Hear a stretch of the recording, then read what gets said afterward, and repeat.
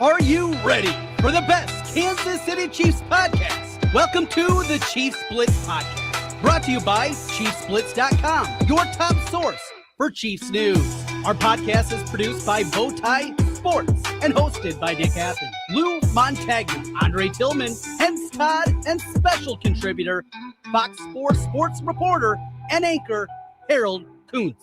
Please like and subscribe to our show. Now let's talk Kansas City Chiefs football.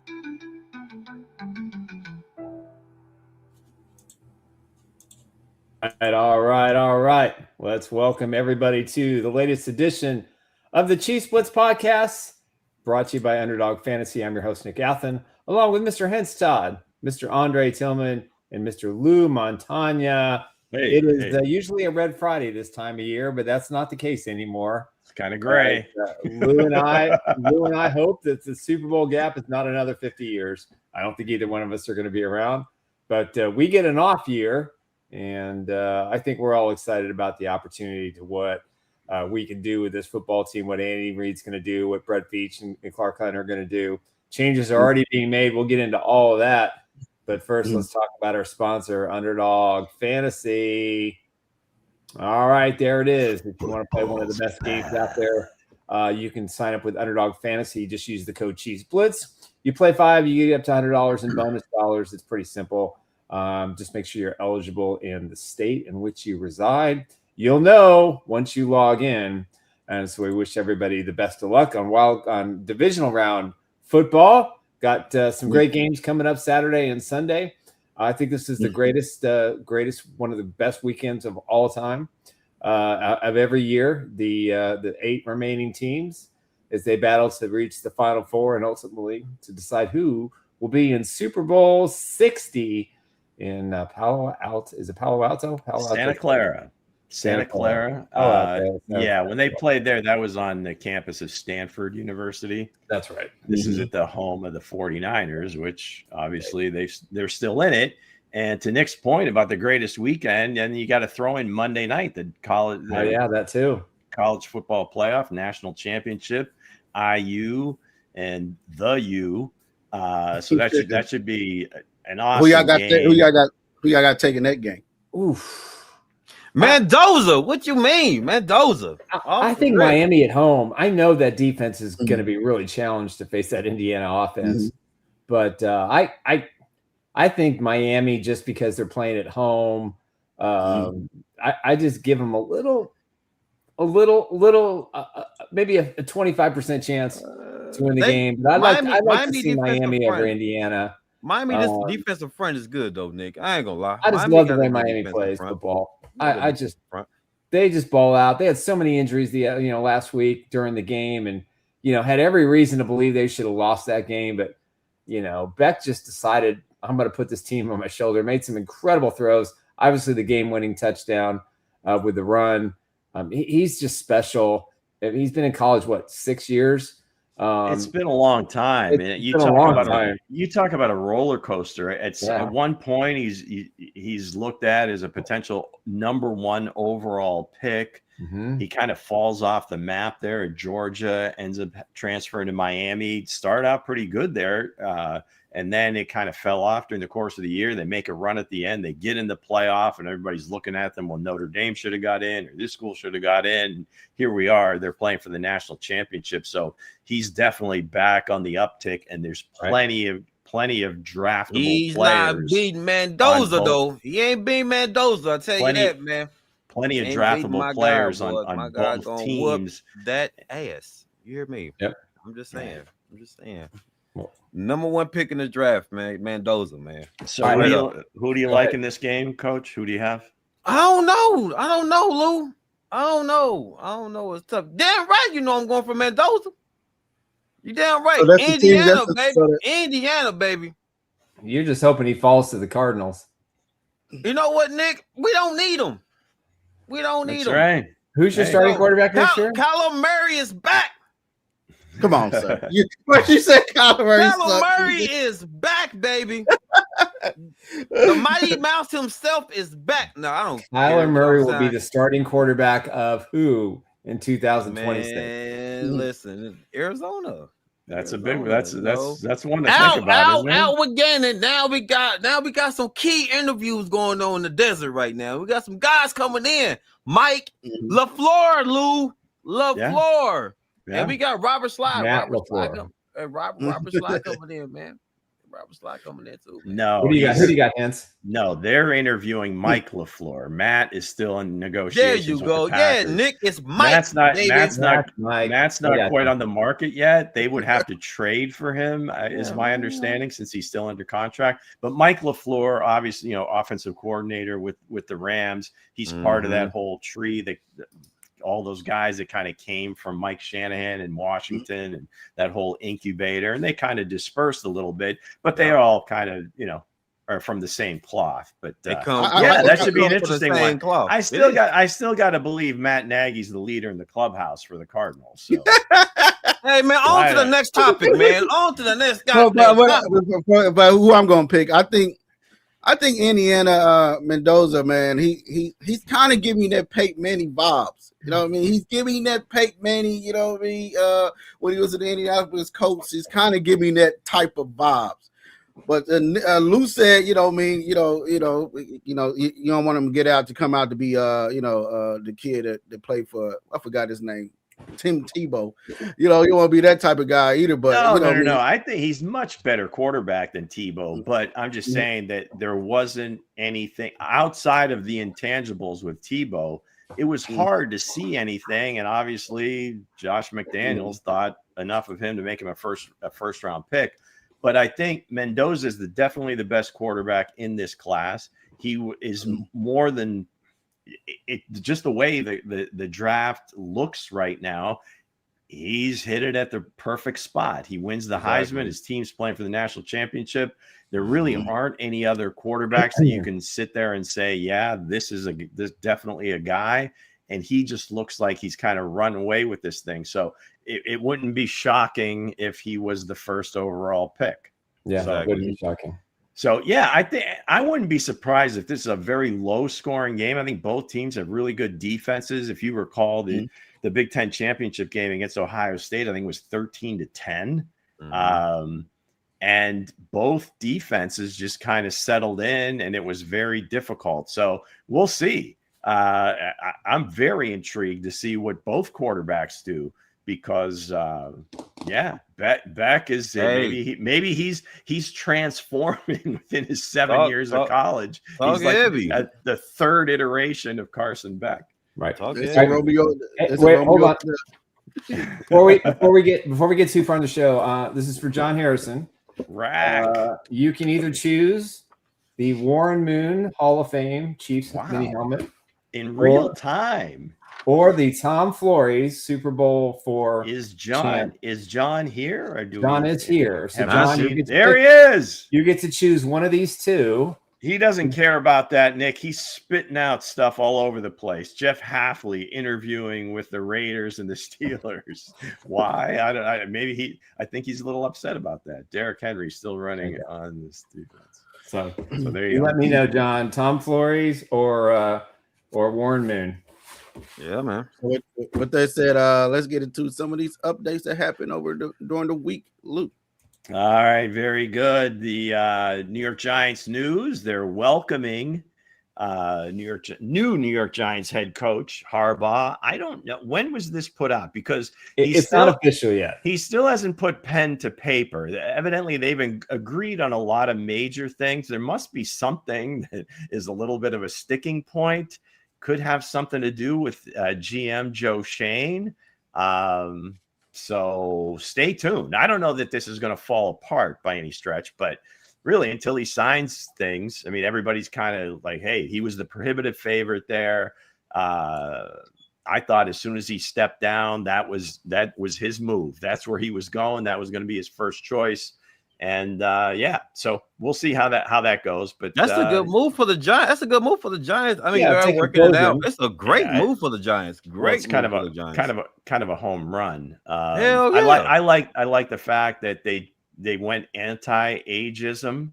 Right. They did go for an older dude, but somebody that's been doing it for a while. been successful, won a Super Bowl. Right. Now, I don't know how it ended there in Baltimore. If you guys had seen any of the Steve Bisciotti press conference, which he never does those.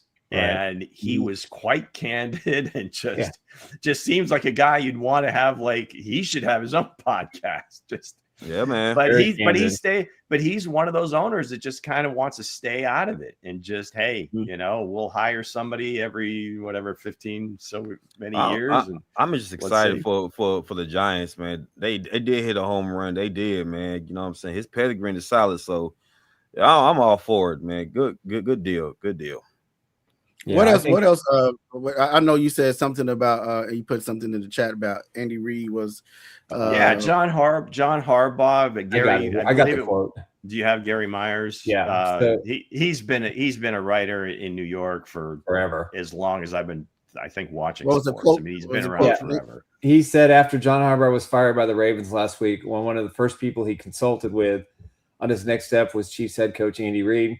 He worked for Reid in Philly from 1999 to 2007, and they are great friends. Reid proved there is indeed life after getting fired, and from his first head coaching job. So Reid found that out in Kansas City. Now Harbaugh hopes to win with the New York Football Giants, and I mean, this is a great deal.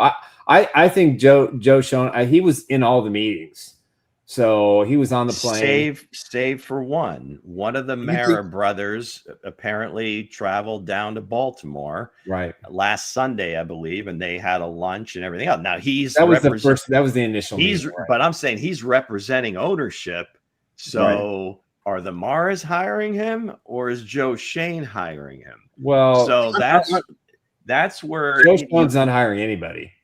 Well, here's the thing: is when you come in as a new coach, is he going to have final say, or is it going to be Joe Schoen? So I think maybe that's where things, the language, has to be kind of straightened out, and just to see what's what and who's who, because I think Harbaugh would like to have that say, and if not, bring in his own GM. So it's possible.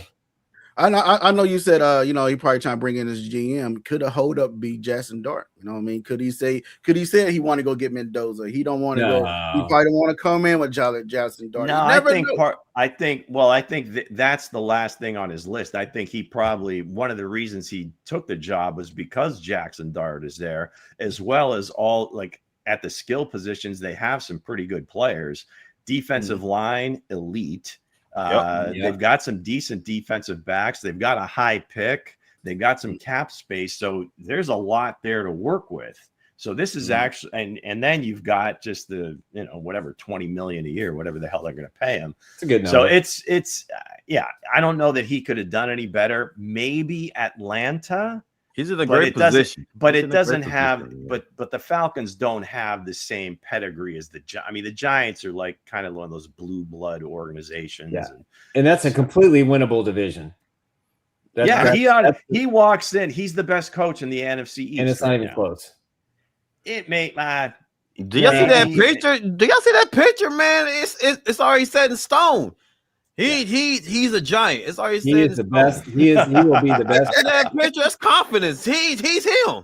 It's a perfect landing spot. Yes, sir. Now he gets out. He also gets out of the AFC. I don't think he was very comfortable being in the same conference as Jim. So if he had a choice, I think that factored in definitely. I think NFC was probably a better choice for him. So Giants were number one. I just hope it gets worked out and done. I hope none of that stuff that I'm alluding to is a holdup, but you got to believe that he wants to have that piece of it. Man.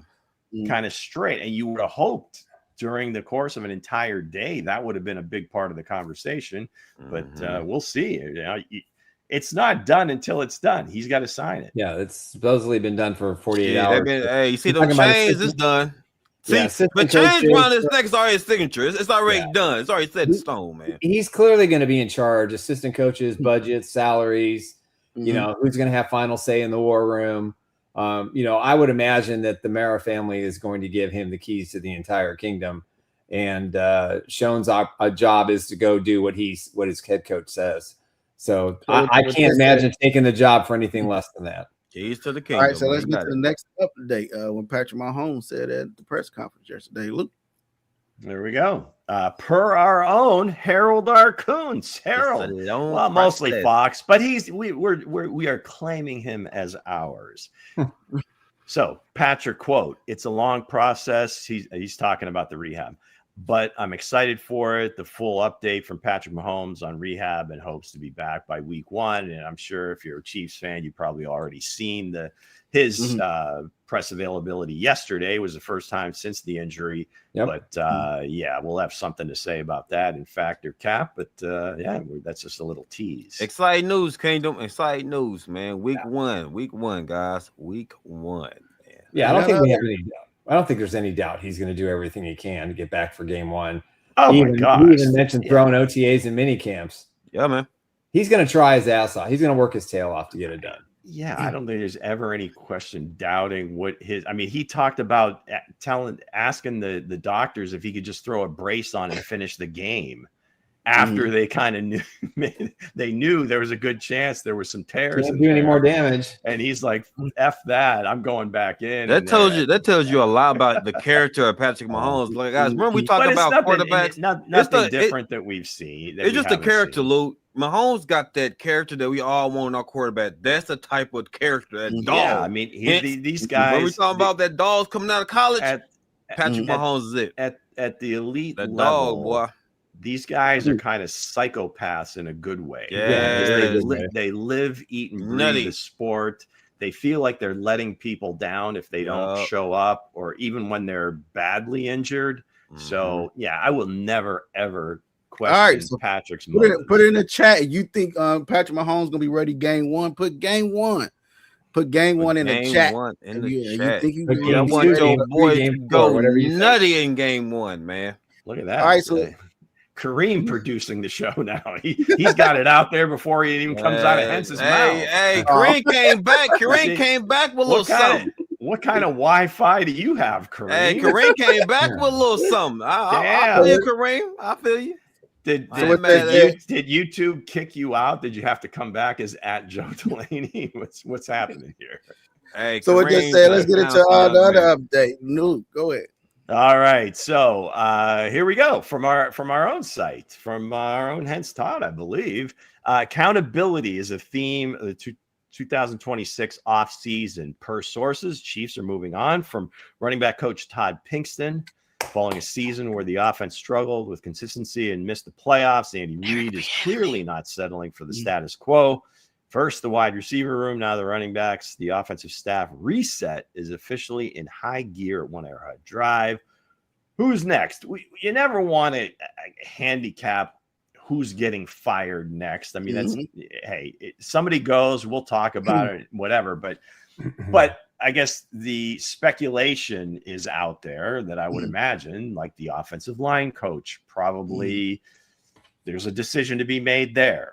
They haven't said much about the quarterback coach or the offensive analysts, or, all the different positions that they take a look at. The analytics guy, I mean, Joe Blameyer's name is out there. Andy Heck's name is out there. We don't know who's going or what, but it would certainly seem like a lot of changes have already been made. And if they when they hire a new offensive coordinator, I'm guessing that person's going to want to have their choice of staff members. So there's a lot going on. Right. That's a good news. He's a lot of. I think this coaching staff need to be be over with.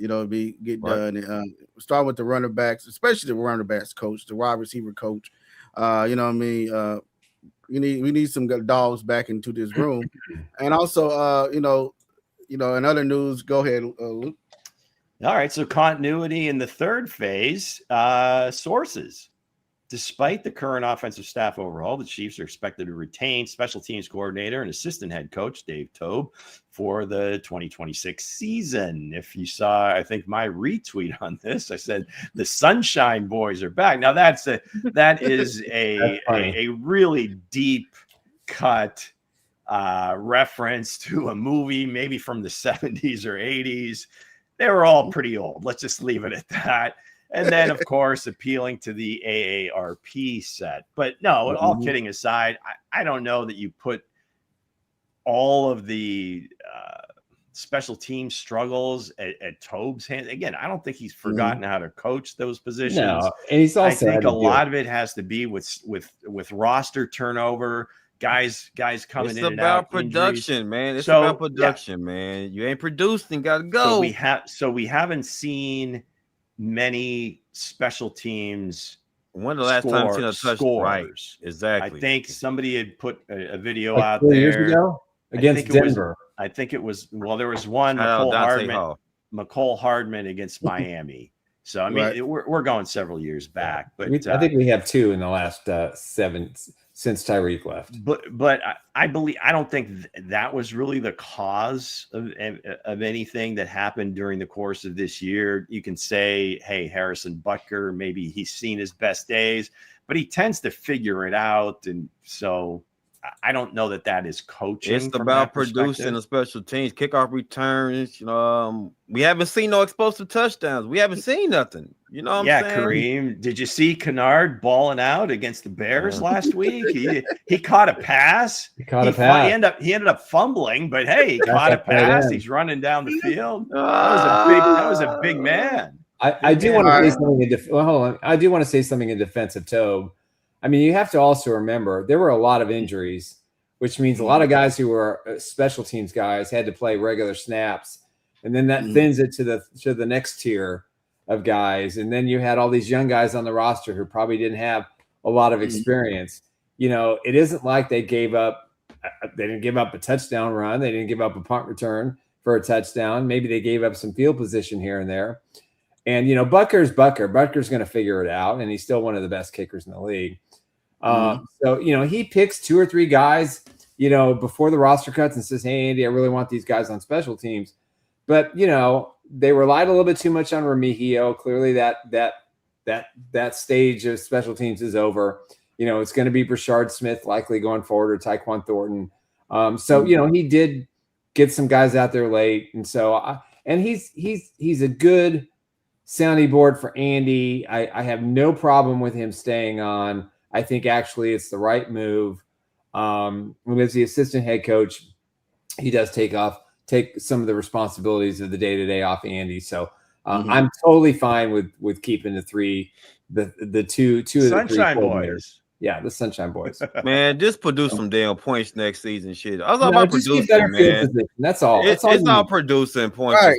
Kickoff returns, man. Come on. Get the ball to the 40, 45-yard line versus the 25 or 35. That's it. You gotta get a guy back there to know, they ain't scared of, take it to the house or, take it out of the end zone and get it done.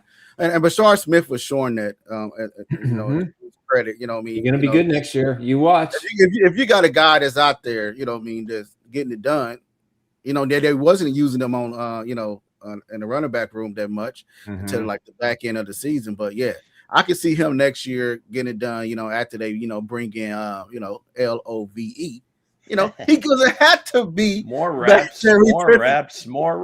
Yeah, I mean, he's got the skills to do it. I think it's just more reps that he gets, the better he'll get at it. And if they can get like a consistent usage out of like the same dudes, that normally helps with the return. So we'll look forward to that. Yep, absolutely. Let's go, DeMecchio. Yep, yes, so sir. 100.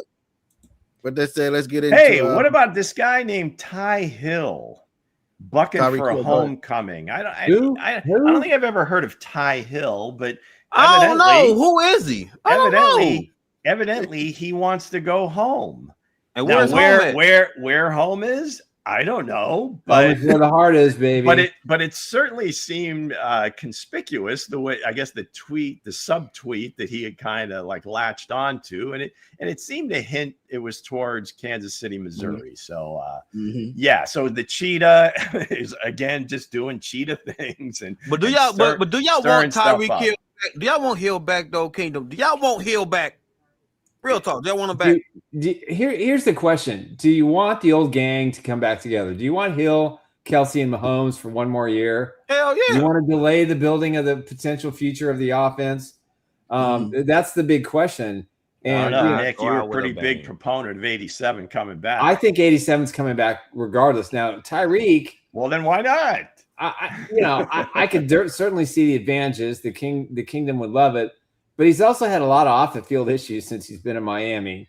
I'm more concerned with the torn ACL and the health pieces of it. His personal life, that's who he is. You're either okay with it, dealing with it, or you're Nick, not. I know it's a character thing with you, Nick. All the players, you like the character issue off the field. Damn all that. We're talking about Tyreek Hill on the field, baby. I want him back. Okay. We need that guy back. So if anybody else out there gets unnerved when coach starts spouting off character about his boy Fernando Mendoza, but now with Tyreek, who cares about character? Who gives a damn? Man. Like they might say, well, Dre don't eat pork. Oh, this guy don't eat pork. Oh, he's not a good football player because he don't eat pork. Which way is the wind blowing? Hey, which way is the wind blowing? Hey, all I'm saying is this, guys. All I'm saying is this, man. I want him back. I don't give a damn about the characters. I don't give a damn about the off the field shit. I don't. What are you doing on the field? Who was Tyreek Hill on the field, Nick? Lou, who is he on the field? He's a game changer. I think he's a game changer. If he stops screaming, maybe we can answer your question. You got to settle the Rasheed Rice situation. I don't know what to tell you, Lou. Turn your headphones down, baby. Hold on. You got to settle the Rasheed Rice situation before you bring in Tyreek Hill. If Rice is exonerated and there's no further suspension and he's clear, yes, that's when you sit there and go, okay, hey, Patrick, I want to come back.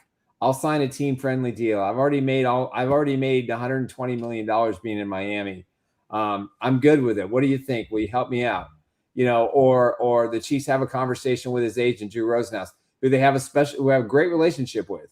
We owe Drew Rosenhaus 2 Super Bowl wins because of facilitating the trade that got the draft picks that the Chiefs used to win back-to-back Super Bowls. So I would love to see him back in a Chiefs uniform. I think it would be fun. I think if you just dream for a little bit, Hill, Rice, Thornton, Worthy. We're always listing these names off, but we really need to see it on the field, Nick. These guys have underachieved so much. Now, if Tyreek's they underachieved so much. Burst my bubble, Lou. If Tyreek's knee is in shape and he can run, I mean that's the biggest thing. If he still has the burst and not necessarily the long speed, because that's typically where he gets his separation is with that just suddenness and burst. If he still has that, he can still be effective in this system or whatever they choose to move to. But then I think bringing him in, and again, it would have to be incentive laden and all these different things about his off field antics. If anything goes wrong with that, whatever, that is going to push number one to okay, this is a statement here. Yeah, I'm not getting now.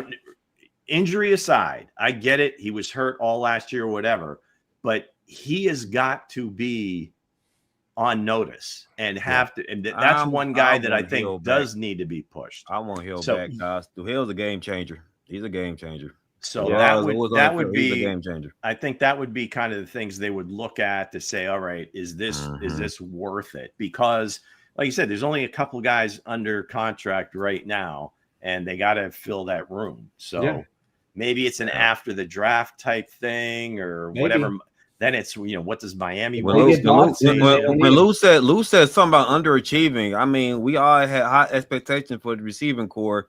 And they haven't really lived up to expectation in a sense. Yeah, he's right. You bring back Hill now. It's going to spark some stuff. He's got to be healthy first and foremost. He'll be ready. Quarterback and maybe your fastest receiver, both not sure if they're going to be available for week 1. That's pretty risky. The price would have to be spectacularly right. We'll see. I hear number 10 is going to be available. Yeah, it will be. With that said, what you have for today for Factor Cap? That's right, gang. It's Friday. You know where we're going. The second greatest segment on YouTube. I'm going to read a series of comments, if you would, statements about the NFL. It's up to you to decide, hey, is that fact? Am I with that? Or is it cap? Flush it, Lou. Get out of here with that noise. So here we go. So we have the divisional round, if you would, the 8 best teams in the NFL playing right now. And there's plenty of stars out there. Guys like Stafford and May, Trent Williams, JSN, C-Mac, Patrick Surtain II. But the 3 guys that are going to top that list, the best players left in the playoffs right now, Josh Allen, Puka, Will Anderson Jr. Fact or cap? Go ahead, Nick. Fact, 100%. You got the best quarterback, you got the best receiver, and who's the third one? Will Anderson. And you got the best player. I mean, he's seriously. the best. Will Anderson all day, man. I think Josh Allen is the best player left in the playoffs. No question in my mind. I just say, Cat. I don't think Josh Allen's the best quarterback this week. I think it's Matthew Stafford. You know what I mean? He's shown that he can get it done. He's shown he win on MVP. He showed that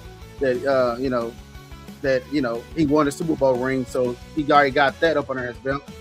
You know what I mean? So I had to say cap on the Josh Allen part, but back to everything else. So I'm giving you two questions. Who would you throw in there, Hense? Who do you think? I'll take out. Would Stafford be in the top 3? Yeah, I'll take out Josh Allen because we all seen him winning the first game in the playoffs, but when you get into like championships and when the games matter, he finds his first road win. You know, he finds a way to not get it done. So I'm going. I'll take him out and put Matthew Stafford there and leave everybody else. Everybody else is correct instead of Josh. Hey, Bo, I agree with you 100%, man. I got Stafford. Stafford's been doing this thing for the last couple of years with the Rams, man. Mm-hmm. And Puka has been unguardable. Will Anderson, to me, deservingly should be in the top 3 because that man's unblockable. He's a game changer, man. So I'm a definitely change it what Bo stated. I'm gonna change Allen for Stafford, man. But other than that, yeah, fact. Yeah, I love me some Matt Stafford. I just, since he was in Detroit, I mean, just nails. One of those Texas tough quarterbacks. I get it. He's got the Super Bowl, but right now, I got to believe Josh Allen is the best player left in the playoffs. So I'm going to go fact on this one. All right. Number 2. All right. So we all know by now that Mike Tomlin has stepped down from the Pittsburgh Steelers. We know that he's very tight with Jay Glazer at Fox. His quotes are stuff of legends. I mean, people repeat them all the time and normally stuns people with them. I don't know if he was saying them every week, people would continue to like it, but the dude commands a room, all the charisma in the world, commands an audience. The statement is this: Mike Tomlin slides into a TV chair gig, whether it's pregame or doing games, and never coaches another football game again. Fact or cap? 100% fact. He's done. He's made it pretty clear to several people inside that he's done coaching. He's given it his all. He is a great personality. He'll be a soundbite machine as either an analyst or during the game or pregame analyst. I think he's done everything he can. He did a terrific job in Pittsburgh. Yeah, they didn't win another Super Bowl. He only won 1. Yeah, they had issues in the playoffs. I think they lost their last 9 playoff games. But, he's still – you look at that franchise. You got, Chuck Noll, right? And Chuck Noll in 69. After Chuck, it was – Bill Cowher. Bill Cowher. And then after Bill Cowher, it was – Mike Tomlin. I mean, that's a legacy. I think whoever fills that job has got some who takes that job is going to have some mighty, mighty shoes to fill to just get him as competitive as he's made him every year. So I'd say fact 100%. I don't see him coaching again. Plus, he's very political too. and I can see him, doing some stuff in the political arena as well. I would say that'll be Cap. That'd be a hard Cap. I think the man gonna come back. I think he's gonna come back coaching in the same division. I think Lamar Jackson's gonna give him a call and say, hey, let's get this done. Let's team up. Let's go into Baltimore. Let's get this done. And I feel like that's what's gonna happen. I feel like, even though Jim Harbaugh went on to the New York Giants, the Ravens still got to keep pieces over there. They got their quarterback. They got some high picks in this draft as well. They got a running back in Derrick Henry. And don't he like to run the ball? Don't he like to do that? You know what I mean? Don't he like to do that as well? I can see him saying, all right, I'll step down. And Lamar Jackson giving that phone call and say, hey, coach, we need you in Baltimore. And I think he can come over there and then coach the Baltimore Ravens in the same division. So I like to say Cat. That Lou. Man, he's been half his whole career with Pittsburgh Steelers. Like I said, they damn near went to the playoffs every year. I think he's worn down. I do believe that it's over for Tomlin as a coach. He's been, like I said, he's been a great coach. He's been a great coach. But after a while, man, it's just time to hang him up, man. I think it's time. So I'm a devil go with fact. I think his tenure is over. Yeah, this is an interesting one because, it was kind of like the same thing with Bill Cowher when he retired, was he was going to do TV for like a year. He's coming back. He was supposedly going to coach the Panthers, and he lives in North Carolina. He went to North Carolina State. I think his wife might be from there too, and it was like this big thing. And it was, I think you just kind of get comfortable. You're not losing games at all. No matter what you're calling, you never lose. You're always 0-0. So I don't know. This is a tough one because if he hits it, I mean, you can make a lot of money. I mean, you see what Tom Brady's making Tom Brady gets paid more than Baker Mayfield, and Baker Mayfield plays the game. He gets more than half the starting quarterbacks, which is nuts. So, this is going to be interesting. I don't think he's definitely not coaching this year. He would have stayed. I think he would have stayed in Pittsburgh. And then the Steelers would owe compensate. It's just a big mess. So I think he's definitely not coaching this year. But I think once he hits TV and gets to like it, it's going to be tough to go back. So yeah. I'm going to go fact on that one. All right. Finally, of course, we get to the Chiefs. We talked earlier about Patrick addressing the press yesterday. Zoom call with some Kansas City reporters. And there was 3 themes that I took. Not so much about the injury, but when he was asked about moving forward, this offense and everything else, offensive coordinator, they really softballed it a little bit. Well, if Matt Nagy gets a job, if Matt Nagy doesn't come back, so they're being very careful. But Patrick's words or phrases were basically accountability, new ideas regularly, and somebody that must evolve. So he definitely has sent a message through the press. If he hasn't already done this in the building or with Coach Reed, he is now on record for what he is looking for.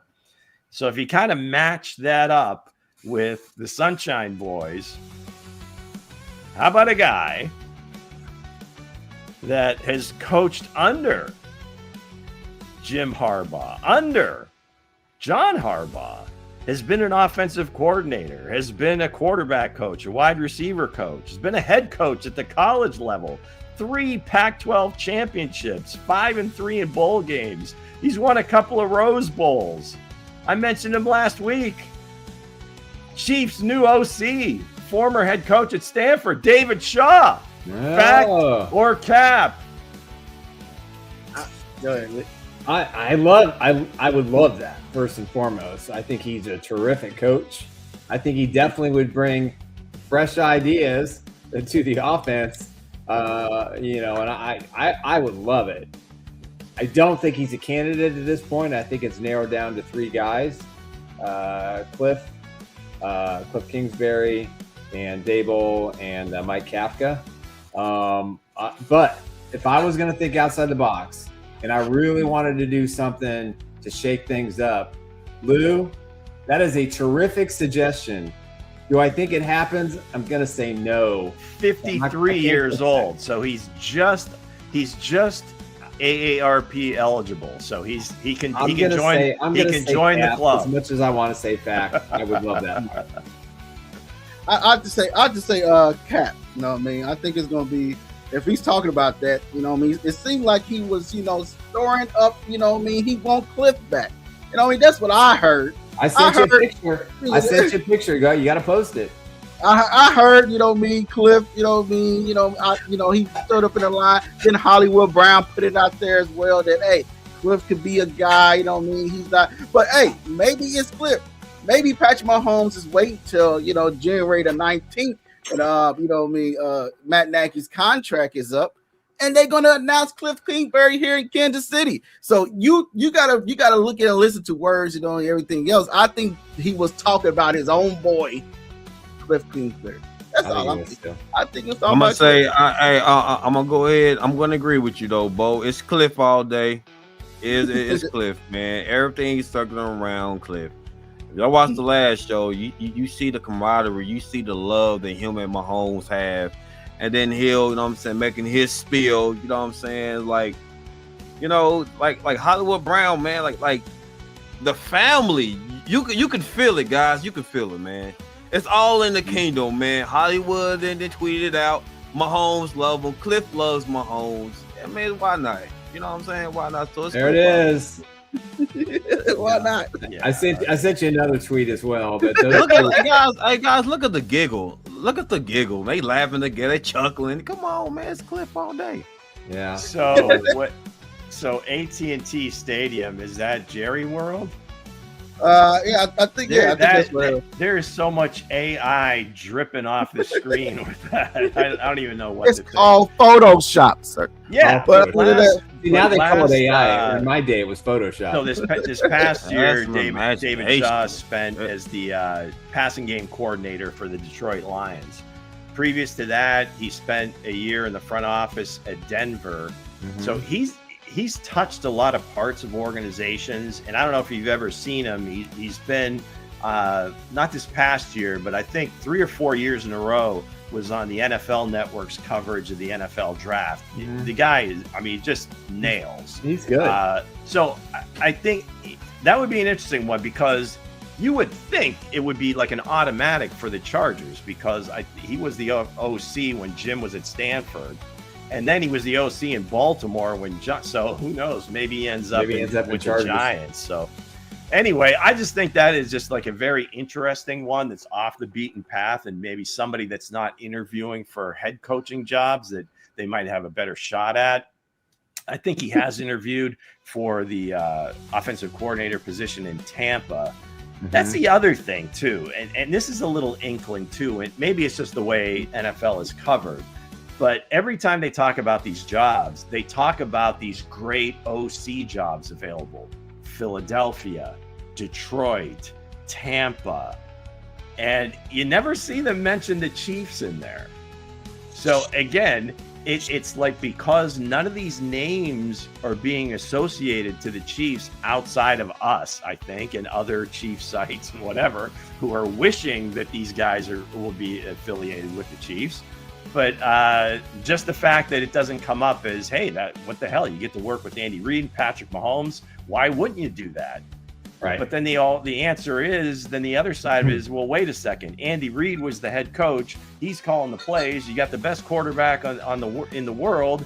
What did you really have to do? So it's a tough. It's spot. All changing, Lou. I'm telling you.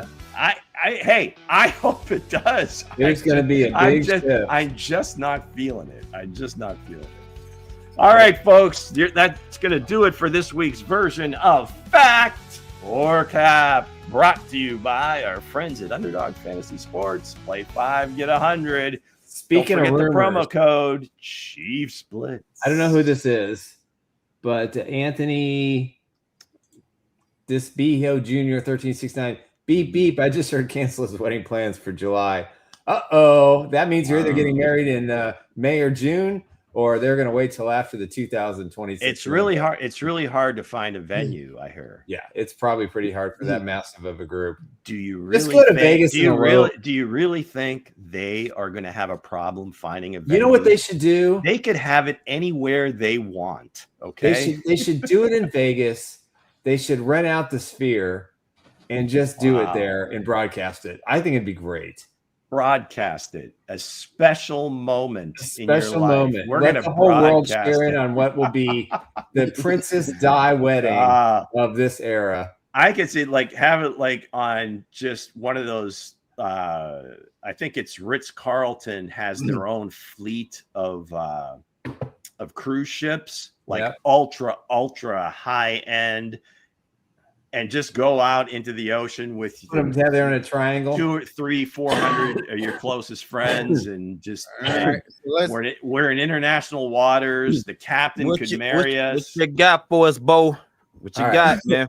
Let's get to the turning point. You know what I mean? What can fix these Kansas City Chiefs? I know I told these guys to, do a little board that, mock draft. Mock draft. We call them. You know what I mean? So we're going to go off, to the turning point. You know what I mean? Some of these guys, what you think that can actually get it done. And we're going to go off what Lou feel like it can actually help get the Kansas City Chiefs if he was filling in for Brett Veach. What he can here's I got a little bone to pick with our site that we're doing here, the Pro Football Network. It's free.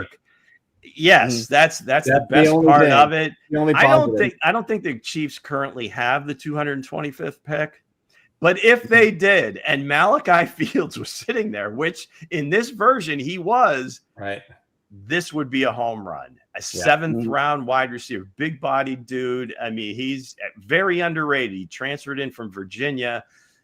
Obviously, they had Jeremiah Love, Jadarian Price in the backfield, so it wasn't like they were throwing the ball a ton. But when they that's number 0 on there on Notre Dame, right? Correct.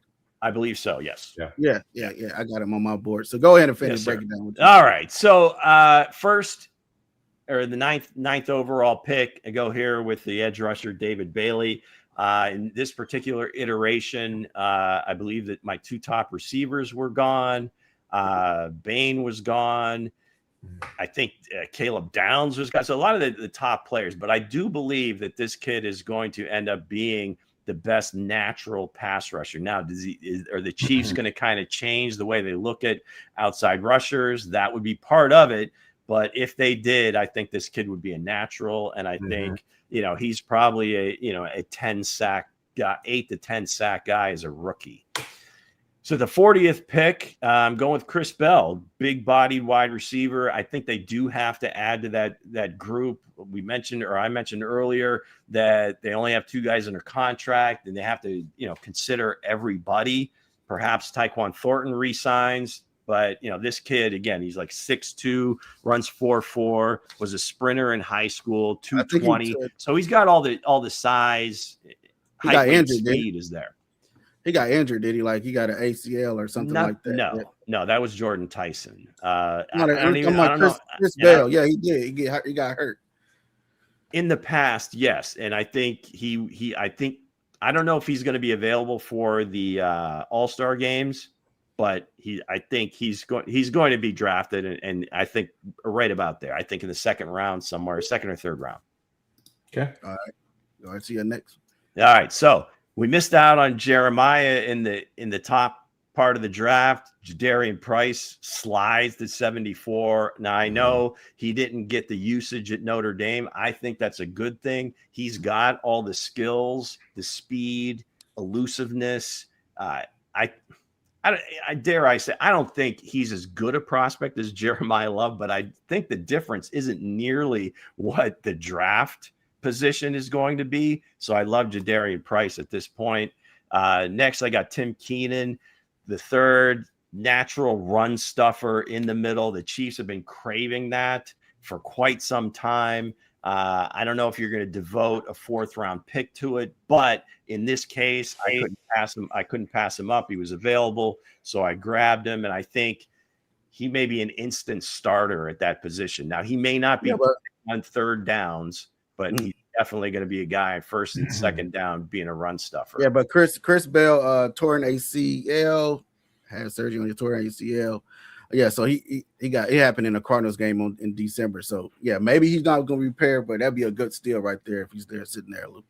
All right. So again, I don't know if this kid slides, but he happened to in this mock draft. Jacob Rodriguez has won every award as a linebacker. This guy can run sideline to sideline.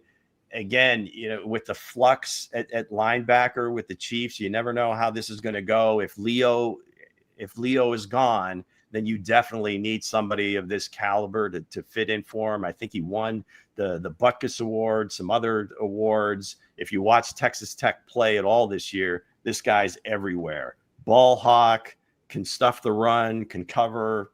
Great player. Again, I don't know that he's going to be there at this level, but he was for me. And then finally, again, Malachi Fields, I don't think we have a 7th round pick. I don't know why they gave it to me, but if they do get one, something else is going to come. Who knows? Yeah, but I think he'll probably go higher than that. And then the last one, Michael Taft, who has been almost like an overachiever his whole life. Right, I like him. Walked on at Texas and just turned himself into a great player. Captain on the defense, ball hawk. Might not be quite as fast as you would like. He's probably going to run between 4.5 and 4.6. But I mean, as far as having somebody back there like a Justin Reed type, I think he might be able to fill the bill. But again, at that level, at that point of the draft, if he's available, you run up there with a card, and I think you'd be in good shape. You'd be in good shape. Hey, I like that board, man. I actually like that board way better than I like mine. That's for sure. I do like it quite a bit. Yeah, after I did it, I was like, I don't think the Chiefs have this many picks, and I didn't hit trade because you get hit with all these ridiculous. I did. I went trade crazy, and yeah, you could end up with like 15 picks if you take all the deals, and they're never going to get offered this. So I just went straight and hey, if Malachi Fields is there and they're able to trade back into the 7th like they did with Rashard Smith, I think this would be an absolute heist. Yeah. All right, so let's get it right into Nick's board. Go ahead, Nick. What you think could be the all right? We'll keep my board up because I can't remember what I did 2 hours ago. But hey, what I decided to do 37 draft picks. was going to go trade. Was going to go trade heavy. So I got the Chiefs moving out of the 9th spot, I think, with the Lions, and they got Peter Woods, a defensive tackle from Clemson. Colton Hood. Now we haven't had much luck with Tennessee cornerbacks, but I think he's got the right size. Jacoby Lane, I love this kid out of USC. He's kind of one of my guys that to watch for the Chiefs. We need linebacker help. Jake Golday at Cincinnati. They've had a lot of success at Cincinnati. And Michael Trigg, the tight end from Baylor. I know, he's been pretty popular talking amongst us. He's got a gold jacket, man. I know he's got a gold jacket. I like this kid a lot. Coming out of college, I think he's going to be great. Running back, they need something. Katron Allen, to me, I think he's kind of one of those guys who's kind of a wild card. He's either going to be really good, he's going to be really bad. I think both those Penn State kids are going to go way underdrafted. He and Nick Singleton, and they're going to surprise some people. I think so too. Devin Moore, a good-sized cornerback from Florida, getting a little edge help. Vincent Anthony Jr. with Duke, and then getting a Missouri wide receiver, Kevin Coleman Jr. I love that kid. Now, the next one's personal for me, John Michael Gillenberg. I've known the Gillenberg family my entire life. I would love nothing more than John Michael to come home. He is a Kansas City native, went to Barstow High School where I went to school, and he has been outstanding at Wyoming. As a late round pick, I would love to see him get a chance to play for his hometown team. And then rounding out a little defensive tackle help, Nick Barrett from South Carolina. Plus, I got a 3rd round pick from the Houston Texans for next year that I'm going to use to come in very, very handy when the new head coach of the Chiefs is on the board in the 3rd round. Wow. So I just decided trade wise, I think Brett is going to have to make quite a few trades. I think the other thing you have to look at too is, let's just assume he's going to have a pretty good roster purge of veterans. So they're going to need to fill some spots, and they're going to need to fill some inexpensive spots to manage the salary cap, especially in 2026. Now they've got easy fixes: redo Chris Jones, redo Patrick Mahomes, you trade McDuffie, you get rid of the right tackle, You get rid of a couple pass rushers and linebackers that don't fit. You don't extend contracts to guys that you paid a bunch of money to last year. So, and plus the salary cap, it's going to be pretty high. It's going to be over 300 million. 303, I think, is what it's going to come in at. So that's plenty of room. So let's get bodies. These are all positions of need. And I tried to get away from, some of those smaller, fast guys. I really wanted guys who looked and appeared to be more physical, who fit better into the systems that the Chiefs, I think, are going to run with the new offense, particularly and on defense. There's going to be some changes on the defensive coaching staff as well, but I think they're going to lose quite a few guys on defense. So I tried to come up with a balance, but I made like 4 trades, and the pick I love the most is that 160, from Duke. This kid is, I think, is one, probably that, the second tier of pass rushers that's going to go out in the first round. He's got some girth to him. That's what I like about him. If you got him there, I think he's probably go the second or third round, by looking at, his traits and what he did at Duke, man. The kid is, phenomenal. You go watch Duke defense, you see number 7 out there getting really busy. Right. Nick went to the Howie Roseman School of Drafting. I did. I was open for business. I did. None of the guys I wanted at 9 were gone. Boston were gone. Love was gone. So what do you think? Boston was gone by 9. Boston was gone. Yeah, Boston was gone. Come on, no, he wasn't. So he wasn't there. That's I'll be Kevin Hart. That's to LeBron. That's a fib. So what do y'all think about Nick Board? Solid. What y'all think? I like the volume. I mean, just the sheer volume. And just like, hey, 4 or 5 of these guys got a hit, right? I mean, we got like 50 of them. Let's go. Well, yeah. So again, that's Nick's board right there. For the turning point that he think that he can, can get these Chiefs turn around in 2026. Also, let's look at Coach Dre's board. Dre got some guys in here that I love as well. That he will break it down later. He went straight gold jacket. That's what he did. Yeah. Go ahead, Coach. Look at you guys. No trades. What's wrong with dive into it. We got Akeem Messendorf from the Miami, Florida Hurricanes. Me and Bo did some digging.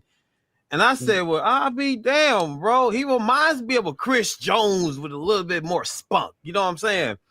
I like my man. We need that right there, man, especially with this 4-3. We need that, man, because on the other side, things ain't looking too shabby. Elijah Surratt, man, is my guy from the Indiana Hoosiers, man. That man has everything you want in a number 1 receiver. He got good, strong hands. He got a big body. And, man, that man's, to me, one of the best contested catchers in this draft. You know what I'm saying? Romello Height, an edge guy, man. From Texas Tech, man, outstanding off the edge. Guys, we have to attack the issue with the Kansas City Chiefs when it comes to these edges, man. We have to attack. So that's what I'm doing. That's what I was doing so far, guys. I was attacking the major need for the Chiefs defensive front. Pop that up for me back there. There you go, sir. Was it Keontae Scott? If I said it right, Bo, that's your guy from Miami, Florida. Great jacket. That's right. Great instincts, man. Can tackle, man. Ball hawking skills out this world, man. He can backpedal. You can put him in zone. You can put him in man. You can put him in press. I like the young kid. And for some reason, Kansas City Chiefs always find these hidden jewels in the draft. I think he'll be a perfect fit for Specs. Perfect fit for him. And Chip Tatum from Toledo, right?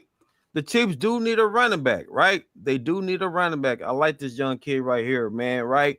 Averages about 5.6 yards a carry, over 1,000 yards this season, 12 touchdowns. A solid guy. A real solid guy. Going down to the tight end situation.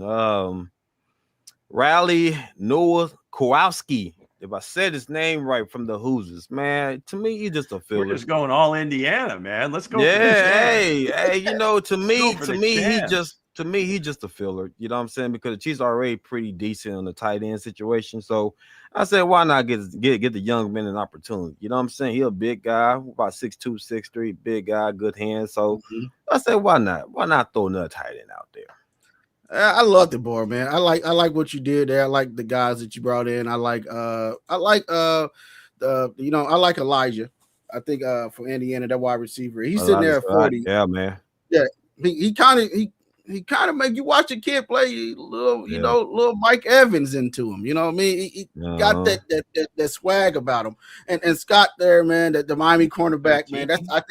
I think he's the best. I think with the pick at 109, I think that's the best cornerback that's going to be coming out this draft. I know the guys got the other guys, but this guy here is good. There could be a home run hitter for the Kansas City Chiefs.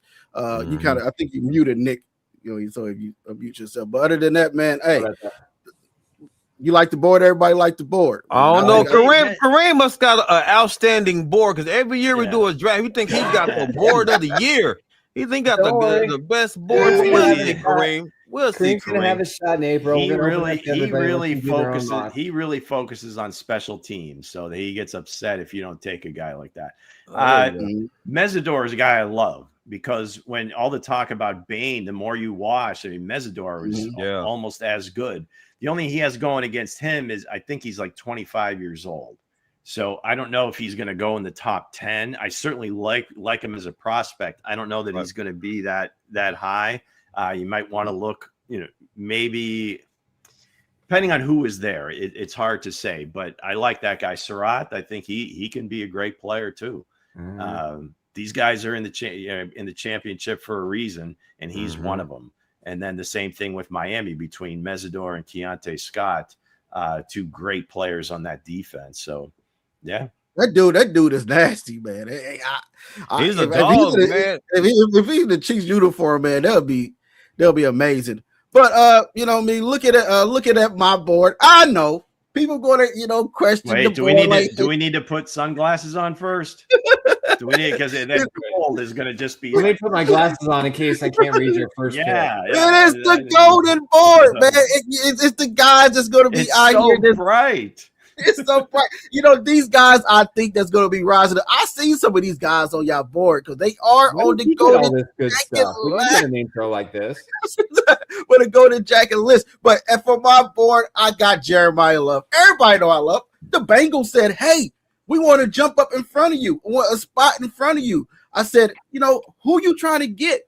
They said, we trying to get Ruben Bain. I said, well, go ahead and get him because, hey, it's R.A. Thomas. RMT is in the second round at the 41 pick. I think he's the best pass rusher in this draft from Oklahoma. So you got an extra second to move up one spot. I like that. I think I got Jeremiah Love at pick 10. I got Anthony Hill Jr. That's the linebacker. I think that is Patrick Willis all over again from Texas. If he's there at 40, you grab him, you pair him with Nick Bolton, you got the best linebacker group ever seen in the NFL. RMT, that's why I call him RMT for Oklahoma. This kid is relentless on the edge. Do you agree with that, Coach? You see this highlight. He remind me of Will Anderson, man. He remind me of Will Anderson come off the edge. My man got a great burst off the edge. Yeah, I give it to you.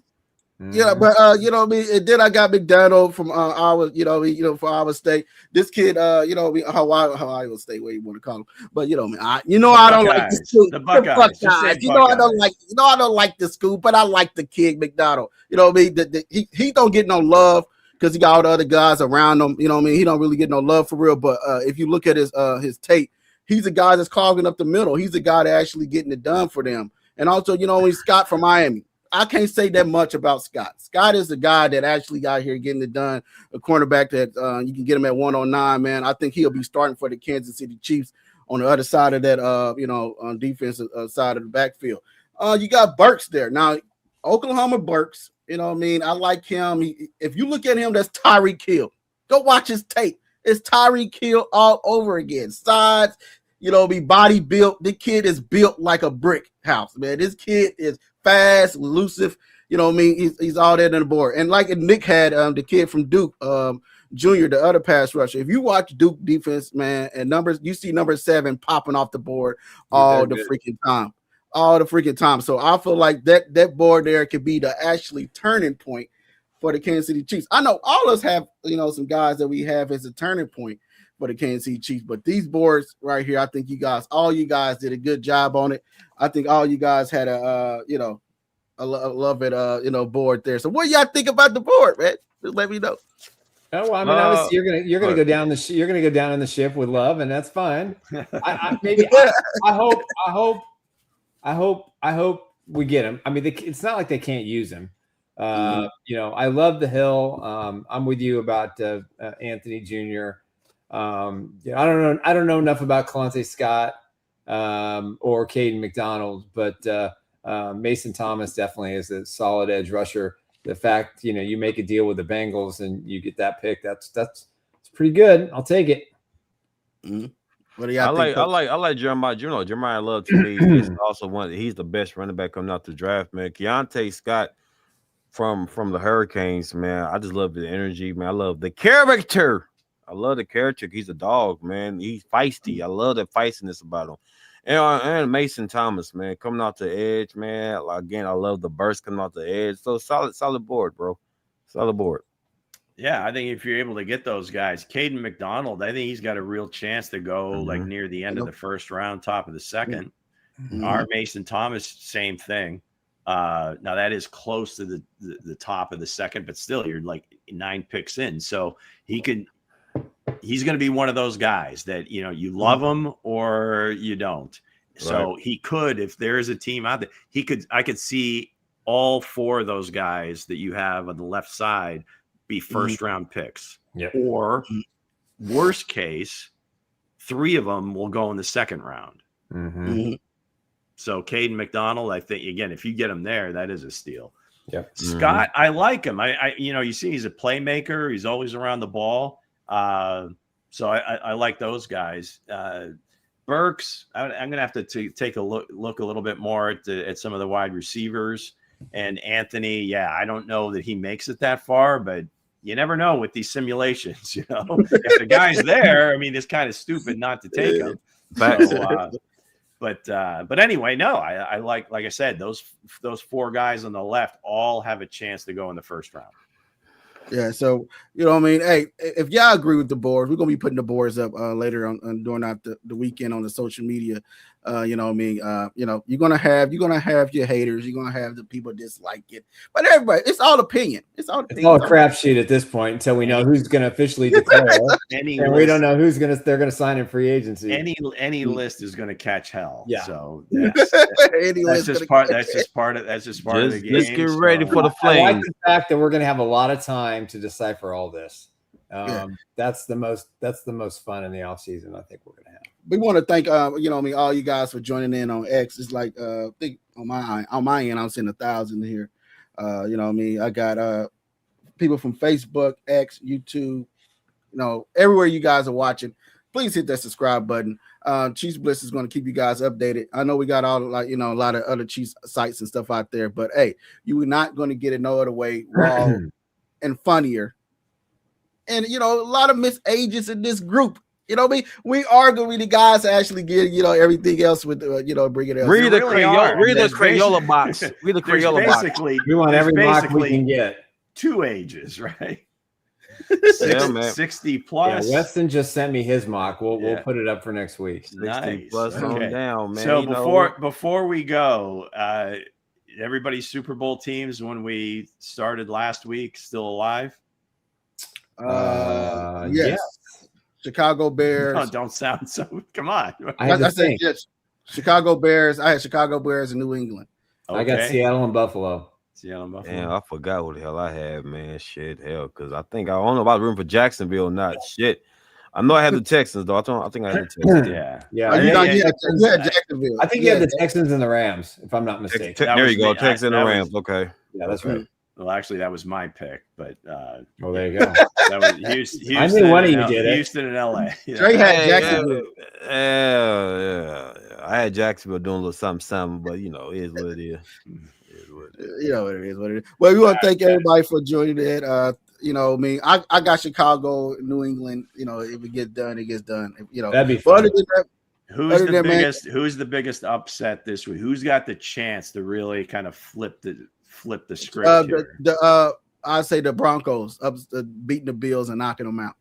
No, well, the Broncos are the number 1 seed and they're favored in the games. That's not really an upset. I mean, they're playing at home and they're the 1 seed. The upset would be if they lose. Right? I'm talking about like meaning what's his name? Bo Mix have a better game than Josh Allen. So basically, I agree with Bo. If Bo Nix go out there and he knock off Josh Allen, this is the kingdom, the second coming of Patrick Mahomes. You know what I'm saying? This is the Patrick Mahomes. So if he knock out Josh Allen, what does it say for Josh Allen?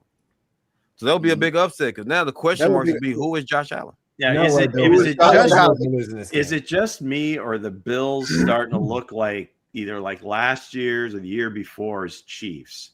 How is this quarterback doing this with these receivers? He's got a tight end. Now, the only difference is he's got a stud in the backfield, but it's just he's seemingly doing it on his own. But he's not going to be denied. I would agree with that if he was going through the gauntlet of quarterbacks that he had to go through, like Patrick Mahomes did. You know what I mean? He had to go through everything to actually put the team on his back. I mean, I could be devil's advocate and say, well, if those guys were that good, they'd be in the playoffs. So I mean, that cuts both ways. But in terms of a real upset, if San Francisco goes into Seattle and wins that game with no Kittle, all the guys, I mean, they're playing like with some third team guys. They had to get Eric Kendricks. Like he wasn't even on a team. Well, Sam Darnold's hurt too. He's starting. But I think if San Francisco goes into Seattle and beats them, I think that would probably be the upset of the weekend. From an injury perspective, Lou, I understand it because they've been banged up all year, and for their record to look like for them to get to where they are now. Again, they do it in spite of their coach Kyle Shanahan, who has no business being in the league, evidently, according to Nick. But somehow he got this team with these guys. I know he did, and I think Robert. The last day of the season, they're playing for the number 1 seed in the tournament. So they do. Yeah, that's just to me. If they do that for real, guys, that's great. That's great coaching, man, for real. Because you get a bunch of fillers, guys, and guys stepping up. You know what I'm saying? Yeah. All your key guys is out. D-Rob came to play last week. And who is D-Rob, ladies and gentlemen? Who is D-Rob? I'm so psyched for him. Man, D-Rob Sky Moore out there. I think it's the Chiefs juice. It's the Chiefs magic. It's the Chiefs guys that should have been. Hey, guys, these are guys that should have been utilized for Kansas City. I was like, y'all had the talent. Look, now they deep into the playoffs. That's all I'm saying. But again, I think San Francisco, to me, if they do that with what they got, man, that could possibly be the game, the upset. Now, Lou, before we close out, DeMarcus Robinson, did the Chiefs decide to keep Chris Conley over Marcus Robinson? Was that the move there, or what was the reason? No, I think Conley was gone by then too. Yeah, they let Conley go. D-Rob, I mean, again, for all the big plays, he'll make some splash plays, but then he would maybe doing some things on the field that were kind of like left you scratching your head and like, what's he thinking? But when the lights are shining bright. Hey, Lou, listen, besides that, when he really put it together, he can be a number 1 guy, man. Well, let's pump the brakes. I ain't pumping no damn brakes. He'll have his moments, but there's only a few guys that can be so consistent that you can say that's might be the key word. 1. Yeah. So basically, DeMarcus, he would be on this team. He could certainly be the number 3 or 4 receiver, no question. Oh my God, this team receivers, who knows? And going into next year would have every opportunity, unless they drafted somebody really high, to potentially be the number 1 receiver. The biggest word in your whole situation is consistency. We haven't seen consistency from this receiving core, but underachievement. That's right. But right now, under the big lights, Robinson is getting it done, man. That's why the next OC with fresh ideas is going to change all of that offense. Yeah, because I want to see what actually they do with Xavier Worthy when I won't put this season on Xavier Worthy. He was not that healthy, but He had a bad ankle and he had a bad knee. To me, even above the offensive coordinator, I think the person they bring in to coach the wide receivers is going to have the most important job, because these kids need somebody. And if they draft another guy, now you got another young guy that is going to need some guidance, some help learning like the ins and outs and doing different things with releases and how to run different, certain routes and working with Patrick and all this stuff. And if this offense is so damn complicated that nobody can learn it so quickly, but then you look at the product on the field at the end of the year is like, why is this so complicated? So anyway, there's so much to it, but I believe that wide receiver coach is going to be a very important hire. We talked about Greg Lewis last week or the week before. He was on Baltimore's staff, so it seems like he's available. We'll see. Yeah, but he didn't do a whole lot with those wide receivers either in Baltimore. But I will say this: you say, are they you gotta get Shanahan credit, guys. Because Zay Flowers turned into a real player. You gotta get Shanahan his credit. They got a bunch of nobody stepping up in a big moment, man. So that's good coaching. Lou, you gotta watch. You gotta watch what you say. Are they retweeted? I'm just saying, we heard it. I mean, it's not like some earth-shattering thing. It seems like it's a pretty easy connect the dots. Now, again, if the philosophy is we're going to go away from the familiar guys, then maybe Greg Lewis isn't going to be under consideration. And, that's going to be up to the OC. And the offensive coordinator might be that guy. And hey, if you talk about OCs and you want to be different, why not a Mike LaFleur? Hey, coach of the year, Shanahan, man. He got a bunch of nobodies playing at maximum level. Why not? KOC, all these guys, it's almost the same thing. Shanahan for me, man. If Sean McVay is there, they're going to always say he's calling them. I don't care what the coordinator is doing. It's on Sean McVay. So those guys, so KOC gets a job.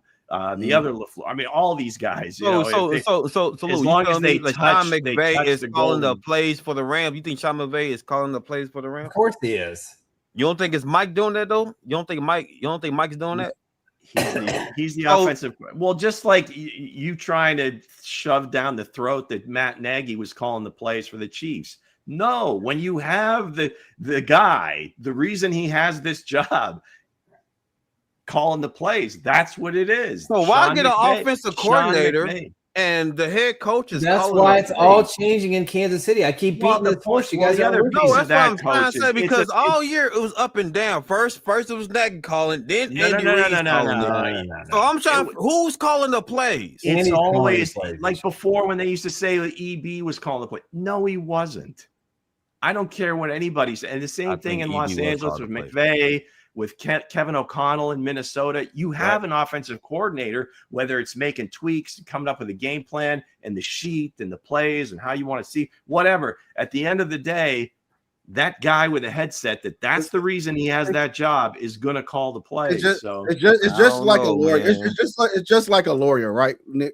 And Nick and Lou, it's like a lawyer, associates doing all the research and all that stuff. But you go in there and kill the case. You go in there and argue the guy that's but when you go into court, who's arguing? Coach Reed or Nagy? It's Coach Reed. I don't know. If Patrick Holmes says he wants fresh ideas. I don't know, man. I just feel like, to me, guys, I don't know, man, because I still feel like Nagy called majority of the damn plays. Like I think it's an even kill, man. But I do think okay, man. You're gonna love him in Arizona. It's gonna be hey, listen. If we go to Arizona, and I told y'all on the show a couple weeks. If we go to Arizona, we go to the playoffs, I get Nagy the utmost. But again, I don't believe in that. I believe both sides call the plays. That's what I believe in. You know what I'm saying? Because to me, it doesn't make sense, because we got down on the show about Nagy and Reed calling plays. On a bad day, we'll say Nagy. On a good day, we say Andy Reid. You know what I'm saying? So Dre. All right. We're going to beat this horse to no end. You're going to beat that mug all the way to the dirt. You hear me? So Dre, who's calling the plays for Spags then? Is it a linebacker coach or is it wide receiver? It's Spags taking over that. Ain't no limit. No, bro, because everybody talking about Nagy is a good offensive coordinator. He's not a terrible offensive coordinator. Then they say, well, shit go bad, it's neck, but shit go good, it's Andy Reid. He is not a terrible offensive coordinator. We don't hear that from Spags, so we don't say, well, the receiver coach. Nah, bro, it's like, to me, it's this. Spags is calling it. Spags is calling the defense, bro. We all know that. Well, again, that's what got him that job. He's the coordinator, and that's what he does. He calls the plays. But if you have an offensive head coach like Kevin Stefanski in Cleveland, all those guys, he may give up the play calling duties at certain times, but at the end of the day, if you're talking about Coach Reid, Sean McVay, these often Kevin O'Connell, Matt LaFleur, those guys, I don't care who the OC is, they're going to call the plays. I don't know about that because when Eric Bieniemy was calling plays like that, the offense looked totally different from a Nagy. That's all I'm saying. That's all I'm saying, man, because that was more explosive with Eric Bieniemy. That's facts. That was very explosive. So really? Very. Did you watch him play? I watched them. They was having fun. Fun. When Eric Bieniemy was out there, they was having fun. Eric didn't call crap. He called one game. Once Tyreek left. So when they was putting up them at 30 points a game, it was crap. But now they barely scraping 20-some points a game over here. I'm telling you, but you're focusing on the wrong thing, man. Hey, come on, Bo. Real talk, Bo. You don't know. Real talk, Bo. Real talk, Bo. The entire offense. Come on, Bo. The entire offense. Eric Bieniemy, Bo, or Matt Nagy? Which one was better, Bo? The entire offense shifted once Tyreek left. Yeah, y'all not giving Eric Bieniemy no credit, bro. Y'all doing this, bro. Like, why? Eric Bieniemy was a great offensive coordinator, bro. He was a great motivator. He got in the face. He made the player. Hold on. You've talked enough.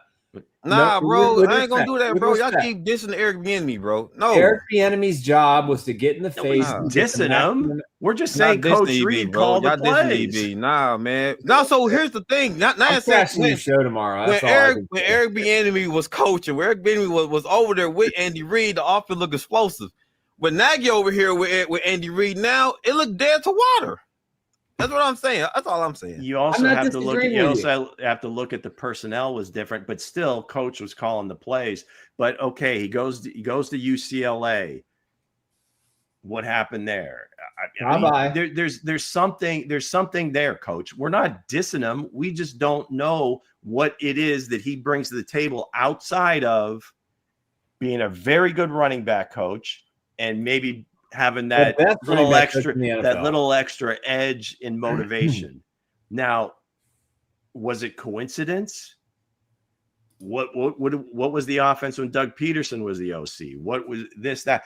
But they had Tyreek Hill, so you got the ultimate weapon that was completely made the offense what it was. It's going to be more explosive. I'm going to give you the perfect case. Who called Wasp? Who called Wasp? Patrick Mahomes did. Well, he asked the enemy. He asked. Hey, I'm just saying. Now, Nick. Ask permission from Andy. Can we call Wasp? No. It wasn't permission. No, guys, come on. No, Patrick asked. Okay, yeah, permission. Why would he need permission to call a play? What about Patrick? What about Wasp? Do we have time to run Wasp? Right, time. In other words, you guys. Holy fuck! You guys are watching. You guys are watching the pass rush. Do we have enough time to call Wasp? In other words, he needed time for Tyreek to run that play. It wasn't. Do I need? Yeah, it's on the call sheet. It's not like dialing 911. Come on. He was wondering. Hey, Bosa. It's like a madman. Do I have enough time to run this? Can we run Wasp? Okay? I like Eric Bieniemy. I agree. I think I don't. I agree with Lou, man. Like, come on. What are you talking about, Nick? Nick, come on, man. Nick, you on the hill by yourself on that one. Now I'm gonna leave you over there. Andy's got like 6 plays in his back pocket that you have to go to him and bend to your knees. Say, hey, please, coach, can we run this play? Hey, it worked, right? It worked, and Patrick made the call. And he took about a 15-yard drop and had to throw the ball like 70 yards. All right. So if the Wasp, okay, who made the Wasp play? Was it Mahomes or was it Hill? Could you put Worthy in that Walsh place and get it done? Hill was so wide open. He had you would have well, to me, a couple different things. One, Tyreek is much better ball tracker than any of those guys that you mentioned. Okay. Two, I think the Niners, they fell for it. It's one of those and it's one of those things. I'm sure they saw it game planning, and you see like some of the mic'd up stuff afterwards, and like the safety or whatever wasn't supposed to bite. He bit and came upfield back towards the line of scrimmage, and Tyreek got in behind him, and the rest is history. The rest is history. But the bottom line, God is my witness. Patrick was asking from a pass rush perspective. That must hit a nerve with Lou. Do we have time? Do we have time to run it? He didn't say time. Can we run it? Inferring, are we going to have time to let this develop, and I can get rid of the ball before I get killed? What did he do again, Lou? He said, please. What? How did he do it? Well, I guess in Nick's scenario, you walk over to Coach Reed, bend the knee, do one of these, Coach. Please give us one of the golden plays in your back pocket. I think he wasn't anywhere near him. I think it's over there. I think it's time. I think it's time that we run one of these magical special plays. Now, hopefully, Andy's got a full deck of index cards with magical plays for next year, and he can use them a little more often. If magical plays, man, if Patrick gets permission, and only if. This dude funny, bro. Got one special magical play. I'm gonna love every minute of this offseason. I can tell you that right now. So with that said, guys, we want to thank you guys for joining in. Nick, you set yourself up for that one. I'm sorry. I'm sorry I cursed. For those of you that was upsetting. I'm sorry. It got the better. You got the better of me there, Nick. And So, well, face was turning pink. So with that said, we want to thank you guys for watching.